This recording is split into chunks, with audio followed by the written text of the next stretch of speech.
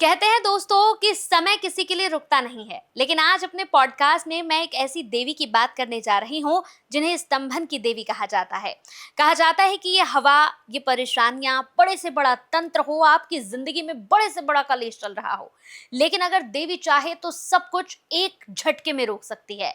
अब आप सोच रहे होंगे कि ऐसी कौन सी देवी है जो एक झटके में हमारी सभी परेशानियों को एक जगह पर, आपने सुना होगा ना, कि रोक देती है। मतलब इधर से उधर पत्ता नहीं हिल सकता। आज अपने पॉडकास्ट में एक ऐसी ही देवी को लेकर मैं बात करने वाली हूँ। आज मैं बात करने वाली हूँ माँ बगलामुखी को लेकर। माँ बगलामुखी के कई रहस्यों के बारे में आपने सुना होगा, लेकिन क्या वाकई में वो आपकी परेशानियों को एक झटके में रोक सकती है? इस रहस्य से मैं पर्दा उठाऊंगी। मेरे साथ आज इस पॉडकास्ट में माँ बगलामुखी के परम साधक और कथावाचक आचार्य भरत जी हैं। उनका स्वागत कर लेते हैं। बहुत बहुत स्वागत है आचार्य जी आपका। जय माई की। जय माई की। आचार्य जी, सबसे पहले आज मेरा यही सवाल है कि मैंने हमेशा सुना, हम लोग जब बात करते हैं माँ बगलामुखी के रहस्यों पर, तो आप हमेशा कहते हैं कि माई को पीले रंग के वस्त्र बहुत पसंद है, माँ को पीताम्बरी भी कहते हैं। लेकिन आज मैं जानना चाहती हूँ कि क्या, जैसे कहते हैं ना कि माँ स्तंभन की देवी है, ये सब कुछ रोक सकती है एक झटके में, एक सेकंड में, एक क्षण में, तो इंसान के जीवन में, मनुष्य के जीवन में जो परेशानियां चलती हैं, जो कलेश हैं, जो दुश्मन है, जो बड़े से बड़ा तंत्र है, क्या ये साधना करने से एक झटके में सब कुछ खत्म कर सकती हैं? सभी दर्शकों को जय माई की। सर्वरूपमयी देवी सर्वं देवी मयं जगत अतोहम विश्वरूपां त्वां नमामि परमेश्वरी। सौवर्णासन संस्थितां त्रिनयनां पीतां सुकोलासनीं हेमाभाङ्गरुचिं शशाङ्कमुकुटं सश्चम्पकस्त्रग्युतां हस्तैमुदगरपाशबद्धरसनां सब्बिभ्रतीं भूषणैः व्याप्तांगीं बगलामुखीं त्रिजगतां सस्तंभनीं चिंतये बगलामुख्यै नमः। सभी दर्शकों को जय माई की। हाँ, आपने जो प्रश्न किया वह भूत को रोक सकती है, वर्तमान को रोक सकती है, भविष्य को रोक सकती है। वर्तमान को सुधार सकती है, भूतकाल को सुधार सकती है और भविष्य को सुधार सकती है। तंत्र को रोक सकती है, तंत्र को नष्ट कर सकती है, तंत्र को डिस्ट्रॉय कर सकती है। प्रेत बाधा को रोक सकती है, प्रेत बाधा को डिस्ट्रॉय कर सकती है। वह दरिद्रता को हटा सकती है, संपन्नता को ला सकती है, दिव्यता को ला सकती है। संसार में जितने भी उपद्रव हैं, जितने भी क्लेश हैं, जितने भी कष्ट हैं और जितनी भी समस्याएं हैं, भगवती के शरण में जाने के बाद वो बच ही नहीं सकती, स्तंभित कर देती है। स्तंभन का मतलब रोक देना, स्तंभन का मतलब जीवन में ठहराव ला देना। सब कुछ जहां है, आपको ग्रह बाधा है, आपको रोग बाधा है, आपको शोक बाधा है, आप तंत्र बाधा है, किसी भी तरह की कोई बाधा है, भगवती के शरण में जाते ही, भगवती का नाम लेते ही, ओम बगलामुख्यै नमः, या जो भी कुछ करते ही वह समस्त बाधाओं को विनष्ट करके आपको दिव्य और भव्य बना देती है। वह आपके हृदय में आकर के बस जाती है। माता कुमाता न भवती, पुत्र को पुत्र हो सकता है। हम भगवती से दूरी बना सकते हैं, लेकिन भगवती का जैसे ही नाम उच्चारित करते हैं, भगवती आपके संकटों को तो दूर करती ही है, आपके हृदय में आकर के विराजित हो जाती है, या फिर आपको गोद में बैठा लेती है। ये है माँ बगलामुखी। यानी बड़े से बड़ा तंत्र हो, बड़े से बड़ा नेगेटिव एंटिटी का कोई साया हो, वो सब कुछ खत्म कर सकती है। सब कुछ, इससे नहीं हुआ तो संसार में किसी से नहीं होगा। तंत्र के लिए रामबाण है।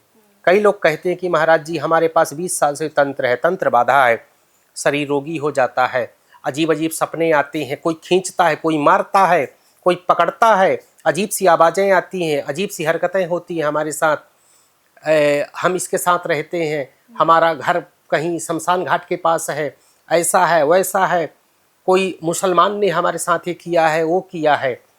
समस्त बाधाओं का एक ही उपाय है, उसका नाम है बगलामुखी। सब कुछ एक सेकंड में रोक देंगे। सब कुछ एक सेकंड में, बिल्कुल टाइम नहीं लगेगा, सब कुछ संभव है। और उस संभव का नाम, उस देवी का नाम माँ बगलामुखी है। वो सब कुछ कर सकती है, कुछ असंभव नहीं इस दुनिया में। ताल ठोक के बोलते हैं भगवती के लिए कुछ भी असंभव नहीं है। सब कुछ संभव है। अच्छा आचार्य जी, 10 महाविद्याओं के बारे में हमने कई बार बात की है। आपने कहा कि 10 महाविद्याओं की जिसने साधना कर ली, फिर उसे और जीवन में कोई टेंशन नहीं लेने की जरूरत है, मतलब सारी शक्तियां उसके साथ हैं। तो इस 10 महाविद्याओं में माई का रूप कौन सा है? माई का रूप 10 महाविद्याएं हैं, ये सिद्ध विद्याएं हैं। सिद्ध विद्या का मतलब होता है कि ये अपने आप में स्वयं सिद्ध हैं, सिद्ध करने की इनको जरूरत नहीं है। अच्छा। और 10 महाविद्याएं हैं, प्राचीन ग्रंथों में 10 महाविद्याओं का वर्णन है, और माँ भगवती बगलामुखी 8वीं महाविद्या है। 8वीं, इनका नंबर 8वां है। और ये स्तंभन की देवी, 60 कर्म बगलामुखी करती हैं। कई लोग भगवती बगलामुखी के विषय में नहीं जानते कौन है। ये 8वीं महाविद्या है, और इनके जो कार्य है ना, सबसे बड़ा जो कार्य है, ये शत्रु के लिए महाकाल है, शत्रु बाधा के लिए। जब कोई असाध्य रोग हो जाए, मैं कुछ कार्य गिना रहा हूं जो भगवती तुरंत करती है। शत्रु कोई पीछे पड़ा है आपके, वो दूर कर देगी। कोई साधना भगवती बगलामुखी की करे या कराए। दूसरा, रोग बाधा, जब अचानक बहुत बड़ा कोई रोग हो जाए, असाध्य रोग, उसको दूर करना है, भगवती बगलामुखी की शरण में जाइए। तीसरा जो है, चुनाव जीतना है अगर किसी को, भगवती बगलामुखी की शरण में जाइए। चौथा जो है, कोर्ट कचहरी का केस है, भगवती बगलामुखी की शरण में जाइए आप। कोई पुत्र प्राप्त करना है या पुत्री, या कोई गर्भ को स्तंभित कर दिया है, बांध दिया है, भगवती बगलामुखी के शरण में जाइए आप। राजनीति में कुर्सी अगर चाहिए आपको, पद प्रतिष्ठा चाहिए, तो भगवती बगलामुखी के शरण में जाइए। लाखों शत्रु पीछे पड़े हैं आपके, लगता है कहाँ भागूं, ये दुनिया ने साथ छोड़ दिया है, मेरे अपने पीछे पड़े हैं, बाहर के शत्रु पीछे पड़े हैं, अब मैं रोड पे आ गया हूं, किसके शरण में जाऊं? तो एक साधक आवाहन करता है आप सबका कि एक ही शरण है, उसका नाम है माँ बगलामुखी। जितने भी बड़े बड़े मैंने कार्यों को बताया, ये सब माँ भगवती बगलामुखी करती हैं। 8वीं महाविद्या है, सिद्ध विद्या है। इनके शरण में जाने के बाद भटकने की जरूरत ही नहीं पड़ेगी। एक ही वृक्ष के नीचे, भगवती के चरणों के नीचे सब कुछ है।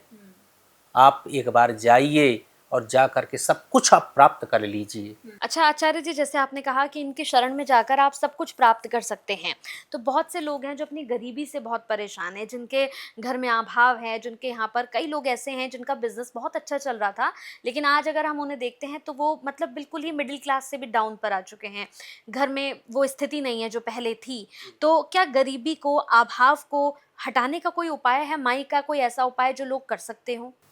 100% है। झोपड़ी में अगर कोई पैदा हुआ है, देखिए आप सब सनातनी हो, मैं एक साधक के नाते आपसे मैं बता रहा हूं, और भगवती का, अब मैं ये गुप्त चीजें होती हैं, नहीं मैं इस चीज को भी बता देता कि मैं इतना ताल ठोक करके क्यों बोलता हूं। मैंने भगवती के वो चमत्कार देखे हैं कि अब ये सार्वजनिक चीजें नहीं की जा सकती हैं, लेकिन यकीन करिए, मेरी भावना को समझिएगा, मेरे इंटेंशन को, मैं जो बताना चाहता हूं, मैं किस गहराई की बात कर रहा हूं। झोपड़ी में या रोड पे कोई पैदा हुआ हो, भगवती की दीक्षा लेकर के या भगवती की साधना कर दे हो, या भगवती को सब कुछ मान ले कि तेरा तुझको अर्पण क्या लागे मेरा, हे भगवती, मैं, मेरा ये शरीर, ये मेरी पत्नी, ये मेरे बच्चे, मैं अपने आप को तुम्हारे चरणों में समर्पित करता हूं। आज से ये दास, ये बालक तुम्हारा है। शिशु भाव से समर्पित हो जाए। जैसे हम पुष्प चढ़ाते हैं ना, वैसे ही हम अपने आप को चढ़ा दें। भगवती को चढ़ाते ही भगवती कहेगी, आओ मेरे पुत्र। आपको कहना नहीं पड़ेगा, वो फिर सब कुछ देगी, ढोंग से नहीं। दिक्कत क्या होती है, सबसे बड़ी प्रॉब्लम हम सबकी क्या है, एक तो हम ज़्यादा ढोंगी हो जाते हैं, दिखावे के लिए भक्ति करते हैं। रेलवे स्टेशन पे बैठ जाएंगे, मेट्रो स्टेशन पे बैठ जाएंगे, यहाँ बैठ जाएंगे, वहाँ बैठ जाएंगे, स्टेटस डालेंगे जप करते हुए। ये चीज़ है, ऐसे देवी प्रसन्न नहीं होती है, बिल्कुल नहीं। दूसरी चीज़ हम क्या करते हैं कि हम सभी देवी देवताओं को मानते हैं। सीधी सी बात है, इष्ट एक होना चाहिए। देवी को मान रहे हो तो देवी के हो मानो, उसी को मानो, सम्मान सबका करो। 33 कोटि देवी और देवता हैं, तो इस रूप में भगवती की आराधना आप करिए। किसी रूप में भगवती को पकड़ लीजिए आप माँ मानते हुए। अब ये है, चाहे उसके अष्टोत्तर शतनाम का पाठ करिए आप। अष्टोत्तर शतनाम भी इतना बड़ा स्तोत्र है देवी का, 108 नाम है उसके अंदर। मैं हमेशा बताता हूँ, हमारे पीठ में भी, दतिया पीठ में भी स्वामी जी का भी यही आदेश था।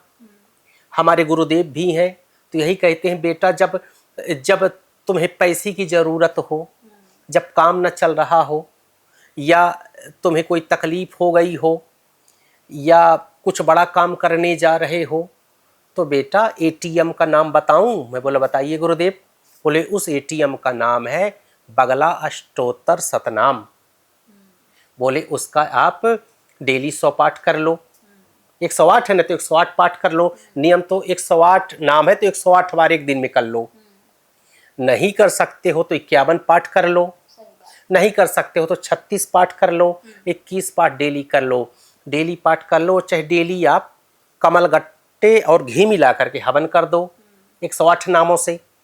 डेली करो, डेली धन की कमी नहीं रहेगी आपकी। ये उपाय कर सकते हो।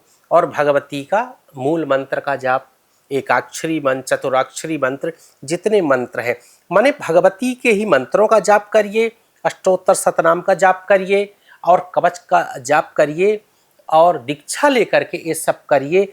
मैं सच में कहता हूँ, भगवती को मैं सामने रखते हुए, भगवती का उपासक कभी भी गरीब नहीं हो सकता। बिल्कुल, ये मेरा अपना यकीन है, ये मेरे गुरुदेव का वाक्य है। एक बार मैं जो कह रहा हूं, आप एक बार करके देखिए। पूरी नजरें हटा करके दुनिया से भगवती तरफ स्थापित करिए, और आप करिए, स्वयं भगवती से जुड़ करके करिए, आप धैर्य पूर्वक करिए, आपको चमत्कार दिख जाएगा। बिल्कुल।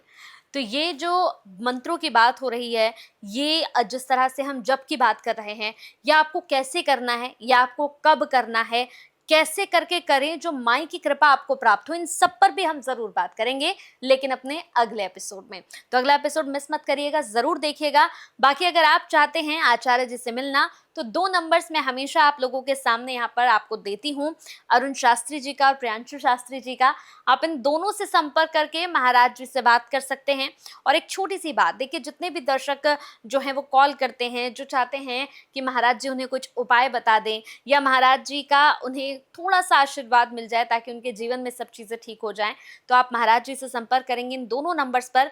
देखिए थोड़ा बहुत, कहते हैं ना कि किसी भी चीज़ के लिए आपको थोड़ी बहुत धनराशि तो जरूर देनी पड़ती है। तो अगर आपको लगता है कि आप महाराज जी से जुड़कर, महाराज जी से मिलकर अपने जीवन को सही कर सकते हैं, तो आप महाराज जी से मिलिए, उनका अपॉइंटमेंट लीजिए, और उसके बाद अपने जीवन के तमाम कष्टों को अपने से दूर कर दीजिए। बाकी कोई भी जानकारी चाहिए, इन्हीं नंबर्स पर आप ले सकते हैं।